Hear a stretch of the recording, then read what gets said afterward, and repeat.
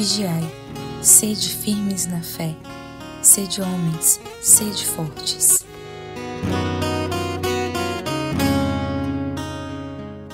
Então, nosso oi para você que sempre acompanha conosco o nosso podcast. Nós estamos iniciando mais uma vez o nosso querido e tão agradável, né, podcast. Na verdade, tudo isso aconteceu, surgiu essa ideia desse podcast exatamente para nós conversarmos sobre assuntos que muitas vezes nem são tratados em palestras espirituais, em coisas mais profundas, mas ao mesmo tempo são desafios do nosso dia a dia e às vezes são perguntas que nós trazemos lá no fundo do coração, problemas que nós trazemos e às vezes nem sabemos dar o nome. E enquanto nós falamos aqui, talvez desperte em você situações que você nem sabia que existia. Porque eu vou ser sincero, comigo acontece isso.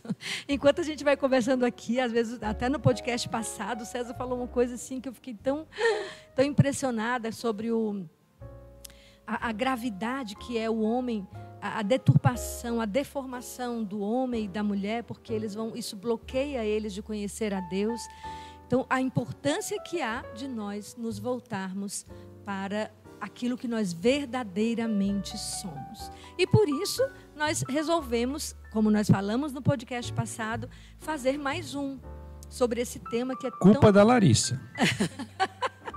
Mas aí, antes de eu falar sobre o tema, eu já vou pedir que todo mundo aqui já se apresente, né? Porque depois eu vou pedir a Larissa que faça a pergunta, aquela que ficou de cena dos próximos capítulos, né? Então, eu me chamo Marjorie. César. Sou a Larissa. Oi, gente, eu sou a Tati. Sou o Vinícius. Olá, eu sou o Thiago. Oi, eu sou o Everton. E eu sou o Felipe.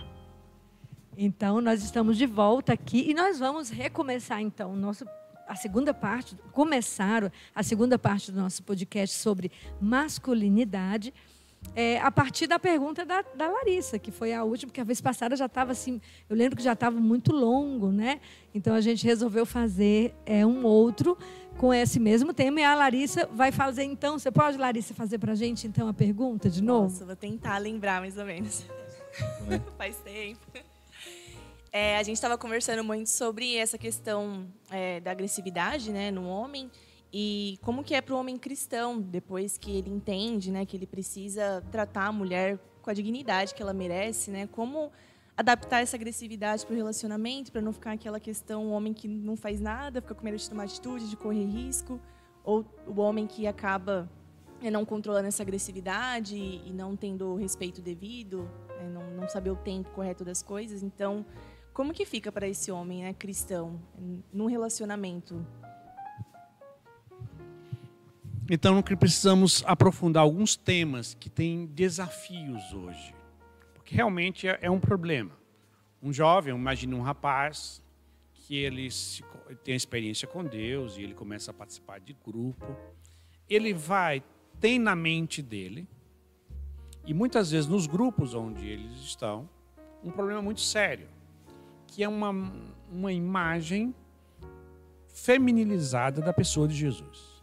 É uma imagem feminina, sabe, que predomina. Isso é muito comum, porque quem às vezes está à frente dos grupos são mulheres, quem na igreja tudo é mulher, você já notou que tudo quem coordena é mulher, E às vezes até o padre, ele não é uma referência máxima de masculinidade, porque já viveu num mundo que se referência de máxima masculinidade hoje é uma, vamos dizer assim, é uma obra do Espírito Santo muito trabalhosa. Ele precisa recuperar muitas coisas que a natureza, que a família já devia ter dado, que depois a própria sociedade, a cultura teria que ter formado o homem como o homem, né? Então, quando ele casa, quando ele vai para o caminho do sacerdócio, normalmente, ele é deficiente na sua masculinidade. Então, é um ambiente que tudo é muito... Aí na igreja isso prejudica o quê? Com uma imagem muito feminina de Jesus. Como é essa imagem feminina? Por isso que, quem está acostumado comigo, ultimamente eu tenho criado o ícone do Jesus, né, com o chicote na mão, derrubando as mesas dos vendilhões do templo. Porque parece que para as pessoas essa imagem não existe. Existe Jesus botando as crianças no colo, e é verdadeira. E alguns aspectos, Jesus ele ficou um pouco desfigurado a imagem. Ela não é aquele Jesus do Evangelho. Jesus do Evangelho, ele enfrenta os fariseus. Ai de ti, hipócritas, sepulcro caro, raça de víbora. Quando Herodes diz, diga aquela raposa. Isso é coisa de homem. Afasta-te de mim. Mas quando Herodes começa com as conversinhas lá, manda, ele diz, diga aquela raposa. Isso é uma atitude muito masculina. Mas parece que não se passa isso. Se você escutar 200 homilias, 500 coisas, não vai. Você pode ler o Evangelho, está escrito aquilo ali. Mas aquilo ali finge de conta que ninguém viu, ninguém ouviu, e Jesus não disse isso. Jesus ele não se impostou a autoridade. É aquele Jesus que deram uma tapa no rosto, ele olha para o outro e diz assim, por que tu me bates? Falei alguma coisa errada? Essas são atitudes masculinas que as pessoas parecem que não levam em conta. Parece que Jesus é um docinho de coco. E Jesus não é um docinho de coco. Ele é o amor que assumiu a carne humana, se fez carne. Mas aí tem um segundo problema. Já que a imagem de Jesus ficou desvirtuada, a imagem do amor ficou sentimentalizada. Para a maioria das pessoas, nós temos dificuldade. Nós temos dificuldade. A gente vê pelas posturas, por exemplo, coisas mais simples. Uma pessoa, por qualquer problema, qualquer coisa, entra na igreja e começa a perturbar, ninguém sabe usar a força para tirar a pessoa. Meu Deus, nós deixamos de ser homens. Nós deixamos. Fica todo mundo se olhando e não sabe o que faz. Não sabe se impor. É uma hora que é necessário se impor. É uma hora de a força se impor. Mas não tem. Você não tem nenhuma postura naquilo ali. Porque todo mundo diz, mas eu vou faltar com a caridade. Não é. Que é isso? É a mesma coisa que se corrigir filho é faltar com amor. A mesma coisa que o filho quer dormir no sofá e você diz, não, você não vai dormir aí. Isso aí você não vai fazer. Aí você não é amor? Então, proibir as pessoas, dizer não, retirar as pessoas, impor força sobre as pessoas, ficou uma coisa que ficou difícil hoje. Porque aí, todos esses papéis que são eminentemente masculinos, que expressam masculinidade, não podem ser mais. Porque senão, como é que eu vou ser cristão e expulsar alguém da igreja? Pegando pelo braço, impondo com a voz e colocando. Mas você bota alguém para fazer isso e ele fica rodando e não sabe o que fazer. Ele não sabe. Ele não sabe ser homem e impor na voz, no olhar. Aquilo não se impõe. Você tem uma dificuldade de fazer isso hoje em dia. Então, quando um jovem se converte, ou, por exemplo, por que você vai ver assim, por que em vários grupos só tem mulheres na igreja? Um homem que chega ali se sente muito mal. A forma de falar de Deus, não, você está faltando com a caridade. Não, meu irmão, isso não é falta de caridade, não. É que você não entende o mundo masculino. Isso aí é sensibilidade feminina. No mundo masculino isso não é assim. O que muitas vezes alguém critica como falta de caridade é que você está impondo uma visão feminina de lidar com as questões. Não, mas não fale assim. Não fale. Não, meu irmão, é porque você está acostumado a um ambiente que é dominado por mulheres. O jeito feminino se impõe naquilo ali. Aí ninguém corrige forte, não se chama a atenção, não se alteia a voz. Estoura o meu áudio. Não estoure meu áudio. Né? Então são coisas que quando o rapaz se converte, ele vai assimilar essa imagem de Jesus afeminada, um amor sentimentalizado, que ele vai tentar, com o desejo dele de ser santo, imitar aquilo ali. Por isso que eu brinco às vezes com um rapaz, ele diz assim, eu queria ler Santa Teresinha. Lê mais, 17, 18 anos, não devia ler isso não. Porque você vai ver a carência. Quem é Santa Teresinha? Santa Teresinha é alguém que viveu a caridade no sentido pleno, sendo uma mulher, menina, burguesinha, característica que não vai morrer sendo assim. Quando o bispo ia visitar o Carmelo, só dava atenção para ela, absolutamente feminina. O que faz um homem diante de uma mulher feminina? Ele fica, oi, e não sei o quê, você está gostando de estar aqui? Ele automaticamente atraía. Ela disse, era constrangedor a preferência que o bispo tinha por Terezinha. Porque o bispo é homem, ela era mulher. Então tem algumas coisas no mundo masculino, jovem, que eles tomaram, vamos dizer, o rapaz entra e ele começa a assimilar coisas muito... uma espiritualidade que é feminina. Uma imagem de Cristo que é feminina. E um amor que é sentimentalista, que não é próprio da masculinidade. Não tem próprio da masculinidade. O amor masculino não é um amor sentimentalista. O amor sentimentalista não é para ser de ninguém, mas no mundo masculino isso é um defeito triplicado. É um amor que se dota no bem, né? A demonstração do afeto. Nunca amem a sua força, a sua virilidade, certo? Por trás existe a sua agressividade que está ali sob controle, que faz ele se tornar, vamos dizer, uma laranja, um suco que é doce, mas sempre tem algo de, vamos dizer, de azedo que está ali, que faz com que a mulher olhe para o homem e disse, eu me sinto amado por ele, mas eu me sinto defendido. É alguém que impõe respeito. Pegar só esse pontinho para eu falar até de mim, né? Eu sou casada com o César, esse que acabou de falar, graças a Deus. E engraçado, porque comigo, eu acho que aconteceu isso. Eu acho que o que mais me atraiu no César era a segurança que ele me passava. A gente foi andar de cavalo, a gente era amigo, irmão, né? Assim, não tinha amigos, não tinha nada entre a gente. Aí a gente foi andar de cavalo. E eu fui assim, dizendo, eu vou para poder ele se sentir importante, para poder ele se sentir não sei o quê, eu vou com ele, já que na época eu era autoridade, na comunidade ele não era.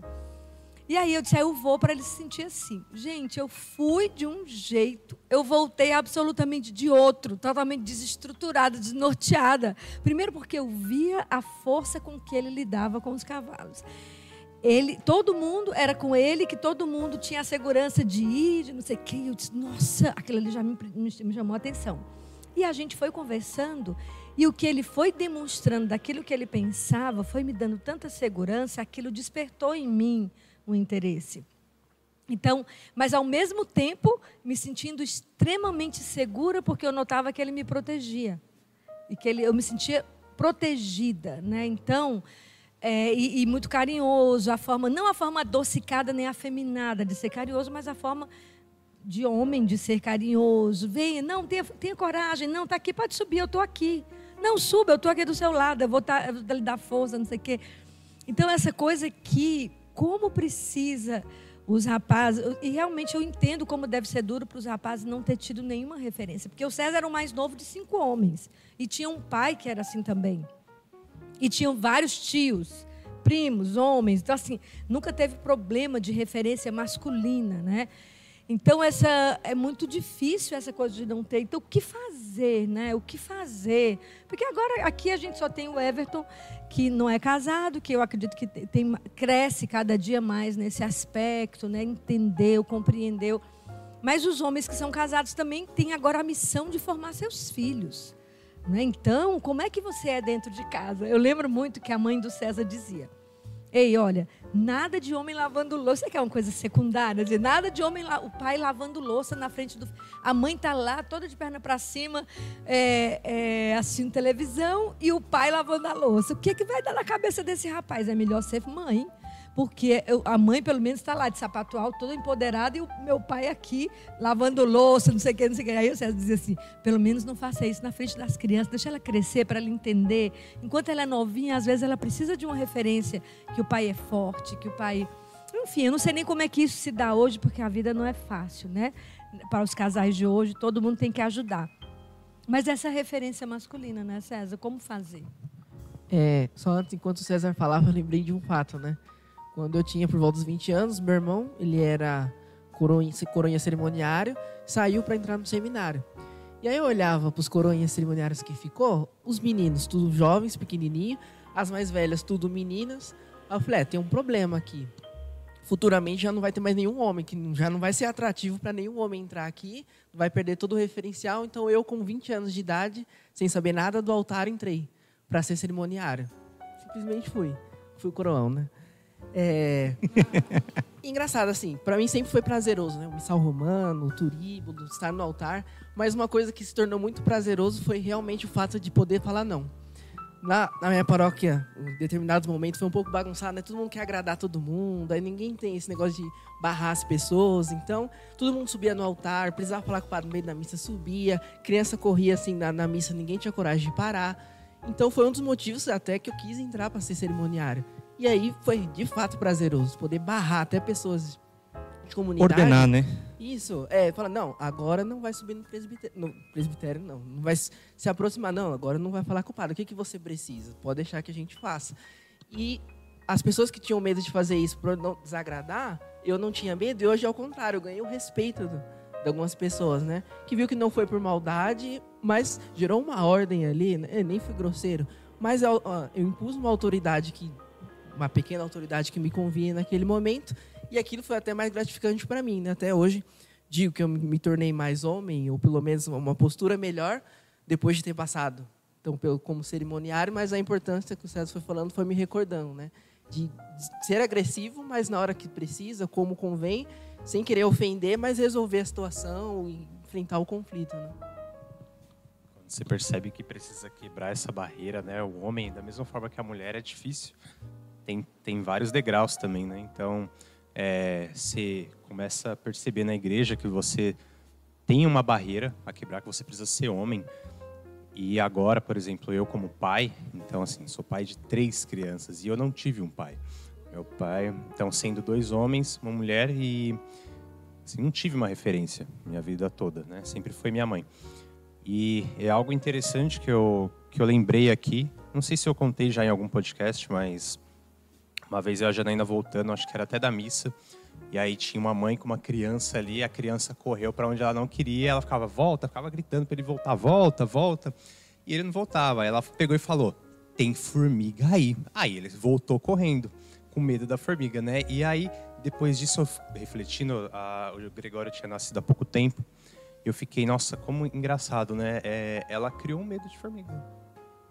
Um menino agora vai ter medo de formiga. E quantos traumas a gente não teve? Eu fiquei imaginando eu, né, criança, ali uns 5 anos, sendo cuidado pela minha mãe, e você vê ali aquela figura, a única figura sua que te dá segurança, e passa uma barata, um rato, e aquela mãe sobe em cima da mesa, da cadeira, do sofá, morrendo de medo, gritando. Como uma criança vai encarar esse fato de um adulto, a pessoa que é a segurança dela, ter medo de um inseto? Então nós fomos criados dessa forma. Né? Aqui a nossa geração já foi criada dessa forma, que a gente tem medo, é uma barreira. Você vê hoje passar um rato aqui, você pode ter certeza que não é. Eu não falo só por mim, não. Tenho certeza que nós todos aqui. Se esforçar. Tirando o César, assim, não, tirando o César, mas eu não tô falando César que a gente não iria, mas é um esforço. Você se esforça. Exige, não é aquela coisa tranquila de você pegar. Eu já vi um rapaz no trabalho de pegar o rato assim pelo rabo assim, ó, e colocar no lixo. Jamais isso daqui. Realmente, nesse nível.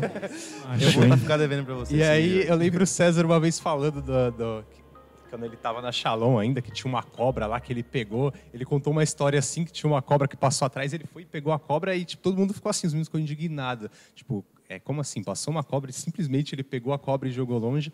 É algo que, para nós, é um grande esforço ser homem e agora ser pai, que é educar a próxima geração, sendo que nós mesmos não fomos educados nisso, né? Então é uma barreira muito maior.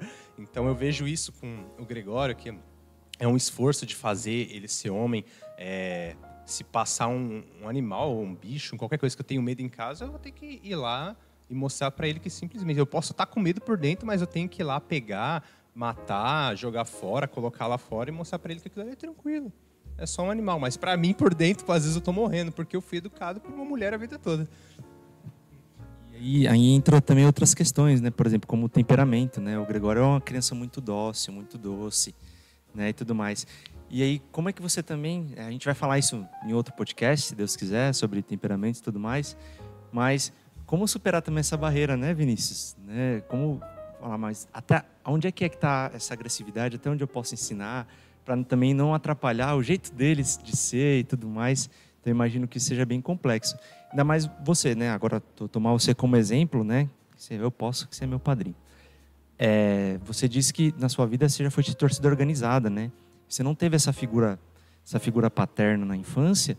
Talvez essa agressividade que você teria que ter aprendido a controlar tenha explodido aí na sua juventude dessa forma, né? Nesse caminho, né, que você teve aí.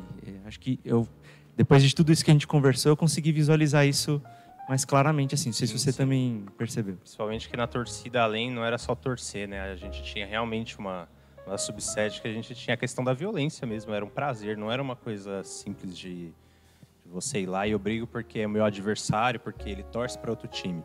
Mas era realmente algo que, se a gente ia para um jogo, sendo contra, sei lá, o Ituano, a gente ganhou e tá voltando ali no metrô, pô, mas não teve nenhuma guerrinha hoje, a gente arrumava uma confusão, nem que fosse com o cara do metrô, só pelo prazer de brigar. Então, você controlar isso depois, né? Tanto que, assim, eu vim dessa forma muito agressiva, eu entro para a igreja dessa forma, e para mim foi muito estranho depois de ver. Os meninos eram muito tranquilos, eu não podia fazer uma piada, ou às vezes você faz uma gracinha assim, você vê que a pessoa já se sente desconfortável, e pra gente não existia sentimento na torcida organizada, né? A gente brincava, zoava um outro, falava, meu, tá doente, eu tô que você morra. Só que você via que ele gostava de você, a gente gostava. Eu ia na casa dele, era aquela coisa mais, não existia um abraço, jamais se abraçava. Você cumprimentava, que jamais eu cumprimentaria a esposa ou a namorada de um colega de torcida. Você cumprimenta de longe. Então, existia um respeito, uma forma de lidar que, quando eu entrei, foi totalmente diferente. Eu tive que me reeducar dentro da igreja. E aí a questão também, né, que a dificuldade que o Tiago falou, né? Você vive de um jeito, aí você entra depois para a igreja e você fala, e agora, como é que você chega numa menina, numa mulher, será que eu tenho que a frear? Mas às vezes você não sabe que você aperta o freio demais, às vezes, e fica mole demais. Então, são essas características que você falando dos filhos, né? Acho que a gente vai entrar com isso depois, dos temperamentos, mas com o Gregório e com as crianças, tem uns detalhes que... Queria só saber se eu respondi para a Lares. O que você acha? Respondeu sim. Tá ótimo. Eu queria, assim, falar sobre Nós falamos também aqui sobre, acho que a Tati falou sobre a falta de iniciativa dos rapazes, né? Existe uma coisa da realidade mundo hoje, né? Que realmente existe é impressionante como a gente, quando vê de fora, você olha e vê, existe uma meta de desfazer a mulher do que ela deve ser e desfazer o homem do que ele deve, trocar os papéis, né? Então, a mulher que fica líder, que fica não sei o quê, fica autoritária, empoderada, e o homem é aquele que é subjugado pela mulher. Eu noto muito isso, sabe, nas pessoas que eu conheço, fora do movimento. Os homens bons são aqueles que são bem domesticados. E a mulher que realmente manda e que diz que tem que fazer, porque o homem bom é aquele que ajuda a mulher. Então, foi muito... Até os católicos, cristãos, os homens foram domesticados, a impressão que me dá. E eles não ocupam o lugar deles até. E assim... Eu vejo que os homens são frutos da educação. A gente fica vendo como é que os homens, as crianças são educadas hoje. Né? Antigamente era jogando bola, fazendo não sei o quê. Hoje em dia está dentro do apartamento, assistindo joguinho, comendo todos os doces que podem comer, e vem e dá tudo, e aquela coisa. São criados de forma feminina. Principalmente, eu acho que houve uma geração passada que educou assim, porque o homem tinha aquela agressividade desordenada, de bater nas mulheres, de serem agressivos mesmo, aquela coisa de agressividade que a gente conhece, aquele termo mais pejorativo. Hoje a gente já vê os frutos disso, homens que são moles, são medrosos, têm medo. A mulher, lembre, para o homem, a mulher, ela é a empoderada.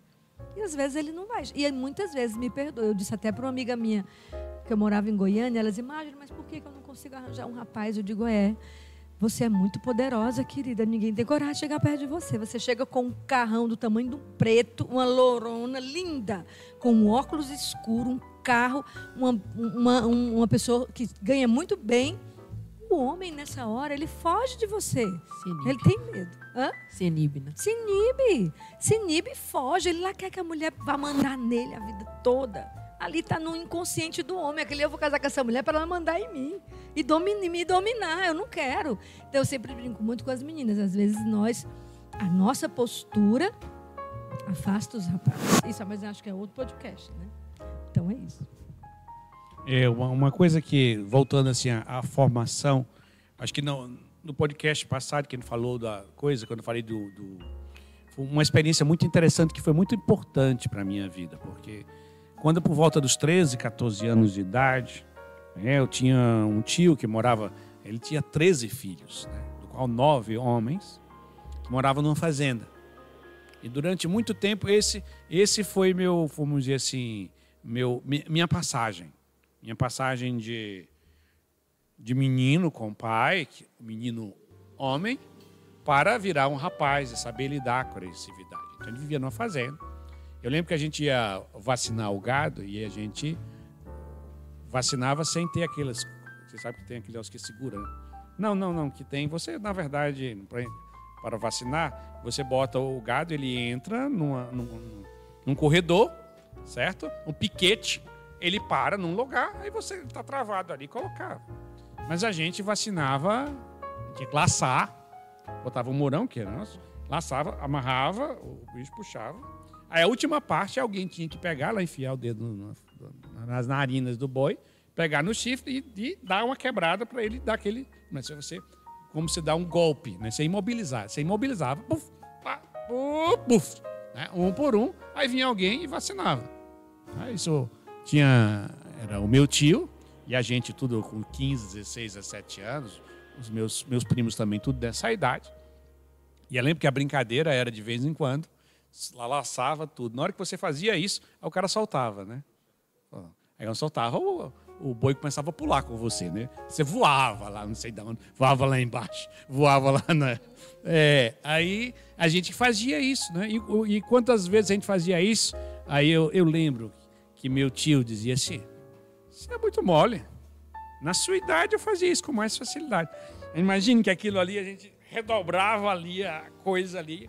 E lembro, viajar de noite, fazer viagem longa, sacrifício, luta, defesa. Né? Ali não tinha energia elétrica. Era realmente um rito de passagem. O menino tinha que morrer, um homem tinha que nascer.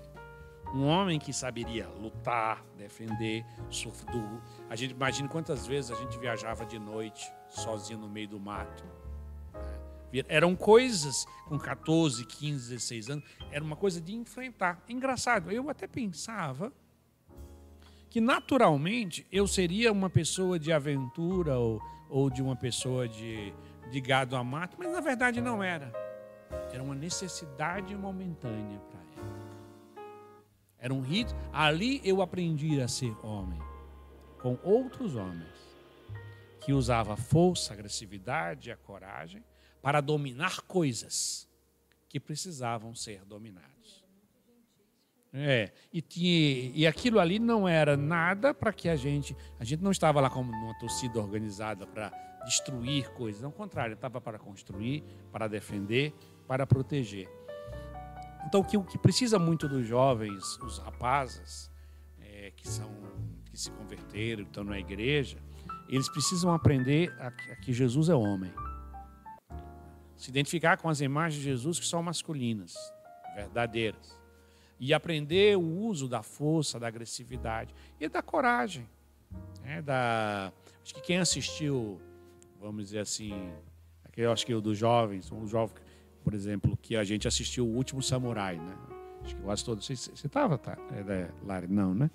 Mas é muito interessante como o Último Samurai, ele é realmente o acabamento de um homem.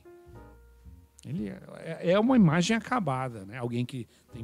Mas ele não é como os jovens, porque os jovens são fortes. Ele já é sábio. Mas os jovens fortes respeitam, porque ele tem a força. É uma força que não é física.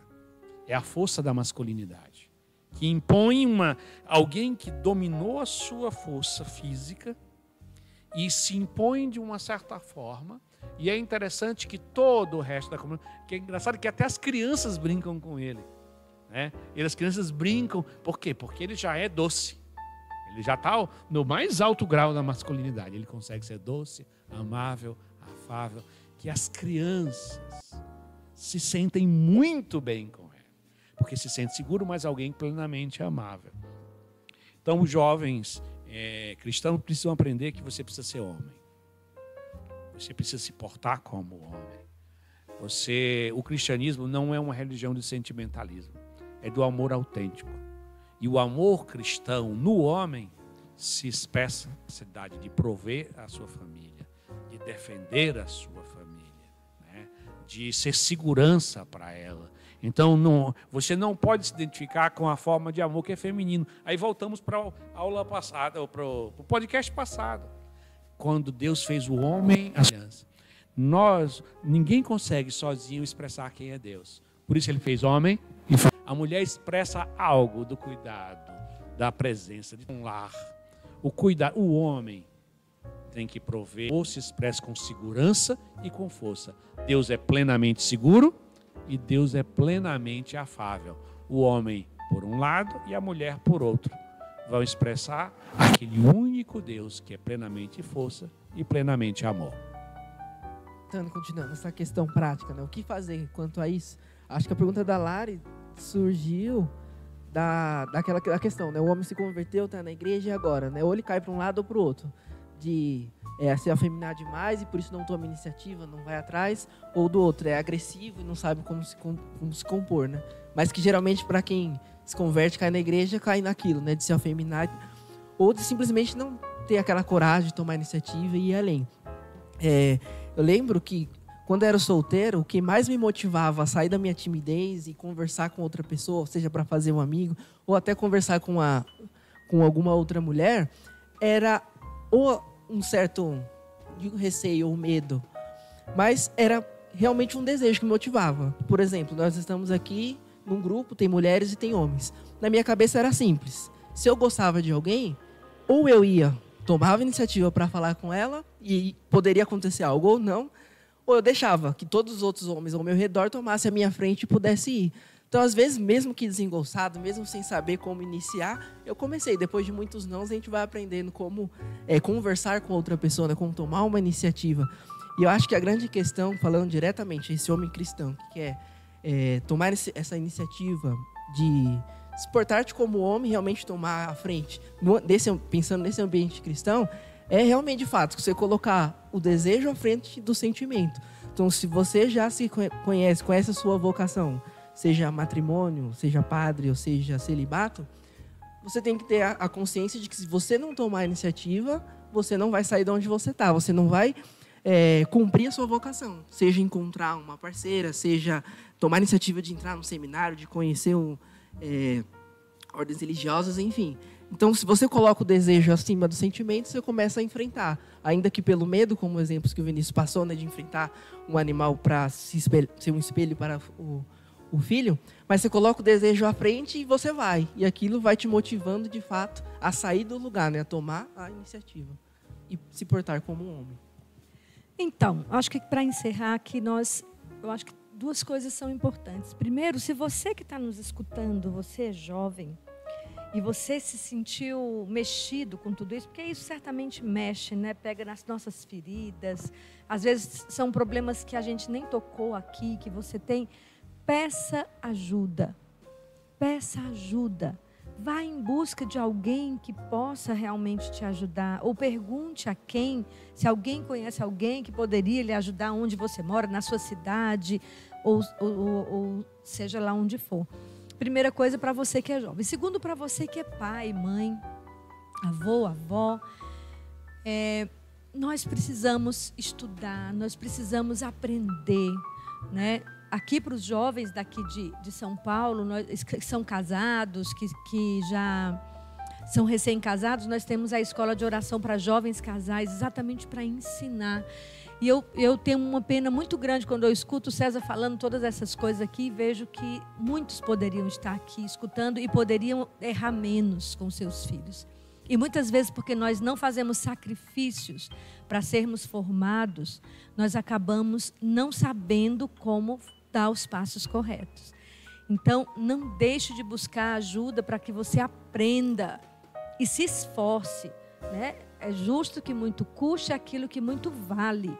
Vale muito você ser formado como pai, como mãe. Busque, se esforce para estar nos lugares que podem te ajudar.